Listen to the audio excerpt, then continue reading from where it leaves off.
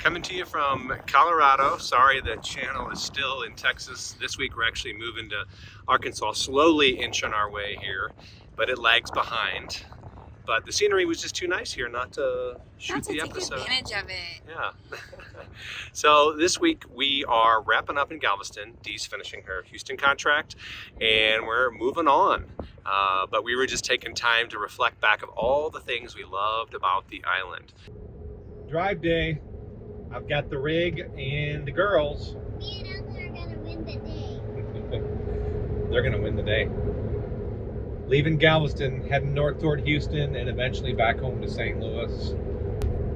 We're gonna miss the Gulf, the warm weather, the awesome resort. I don't know how the others are doing. Deanna's got the other three in the van. That's how we travel now, separate. All right, it's a pretty day for driving. A lot of times we make decisions based on what's best for the family. So Galveston wasn't very close to my contract. However, I didn't mind putting the drive time in just because I knew that my family, my husband enjoyed the water. So one of the things that we really loved about Galveston was just the daily walks on the beach, the availability of being close to the tide. Even though it's Gulf of Mexico, it's still water. And what really surprised us was the art, the culture, just the personality of the people that we met there, and will remain friends with them for life. Yeah, the water is a bigger draw than we realized. We went in thinking, oh, it's the dirty Gulf, the Mississippi, you know, but we really did enjoy it more than we expected. We are camping at Jamaica Beach RV Resort, and they've got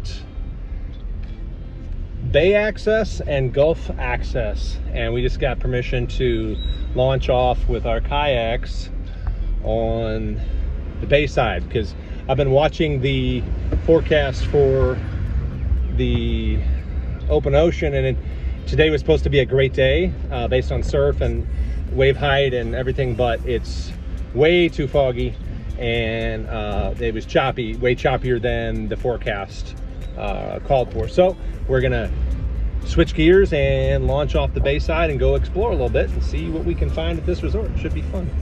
We thought about bringing fishing gear, but we're just gonna be boys and go exploring.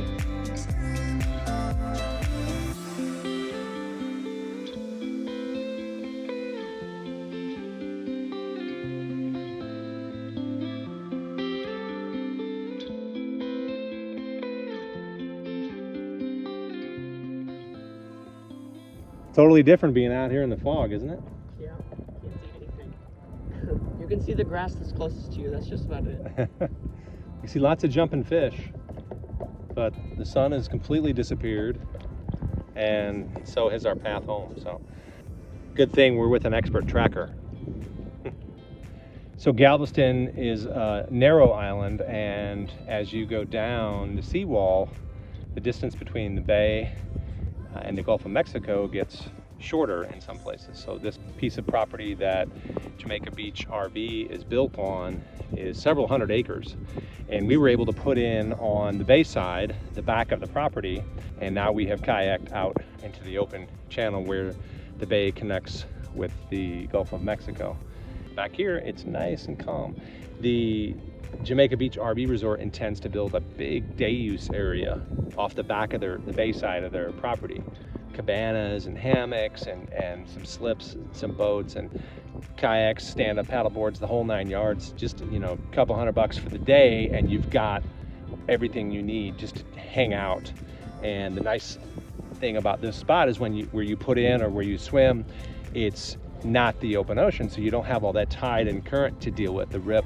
It feels more like a lake, so it makes for super easy kayaking. but then as you get out into the channel, you start to feel the currents and the waves.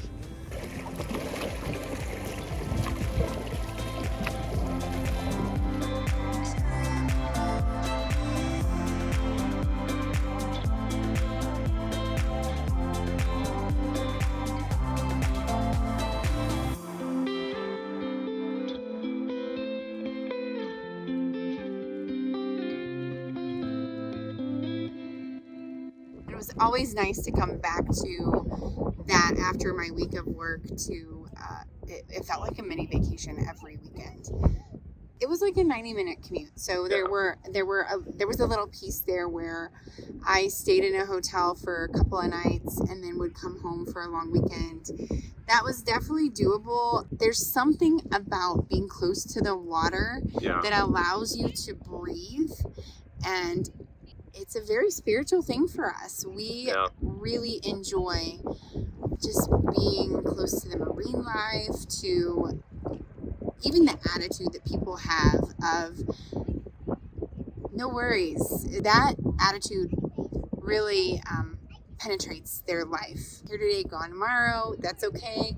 They focus on what really matters and what they can control. Right. So in this episode, we're wrapping up her contract there and getting ready for her next one in Denver and heading north, and we're going to check off another national park. We just pulled out of our campground.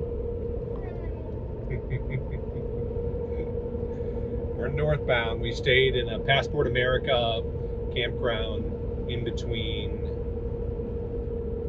Marshall, Texas and Shreveport, Louisiana. We got out of the Houston area just in time. Some severe storms moved in, so our angels are watching out for us there. If you're not familiar with Passport America, this is a great option for connecting dots. Right now we're northbound. We're not really looking for destinations until we get to Hot Springs, where we'll want to check out the national park. It's a membership you pay every year. You pay a small fee every year, and then the Passport America RV parks around the country that participate, you get 50% off. So with our Passport America discount, we paid $17 for the night for full hookups. Now, the trade-off is that there's no amenities.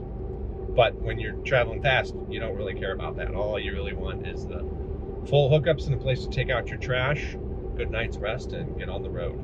We are heading to the campground at the national park in Hot Springs, and they don't take reservations there, so we're kind of taking a risk. I talked to the park ranger. She told me, oh yeah, we've got 40 spots and only 10 are full, so you're gonna have your pick. It's a little cooler. We had a nice storm front move through. That takes away a little bit of the weekend warrior camping traffic. We're looking forward to checking off this national park, especially because of our national park aficionado back there in the back seat. Camping in Hot Springs National. We could hike, but it's unseasonably cold for Galveston people. Well, we have come from Texas. We come from California to Texas, and we're used to 80-degree weather now. So we're a little bit of a cream puff. And that's okay, because we are getting back into the groove. We are moving on to our next adventure, and we are so excited to be in a national park. Yeah. Are you ready? Let's go. One of the expectations I had going in was like we were going to get in these springs, you know, and like have these healing mineral baths. But, you know, we did our homework and eventually figured out that's not what this place is like. This is walk around, maybe touch the fountain, touch the springs. But, you know, I think that it's really fun to go to each national park with an open mind. Every national park has its own flavor. Yeah. This was definitely, it was definitely different, and the town was really charming. Yeah, the kids, we had a good time walking down Bathhouse Row, walking into shops and just getting the feel, you know, the walking around and touching all the springs and through the park was cool, but I think they enjoyed just getting the vibe of the city more than anything else.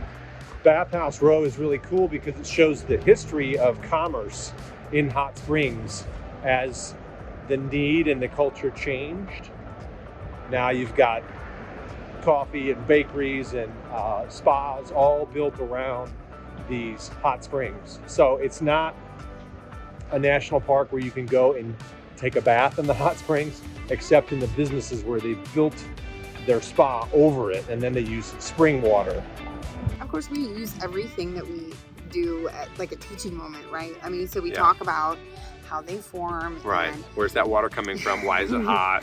and we get the, the eye roll when we start trying to make like vacation an education day. But This is road schooling, baby. it's road schooling. This is what we do. Well, that wraps it up for this week's episode. Thanks for watching. Join us next time when we start a new season in the sunny Colorado.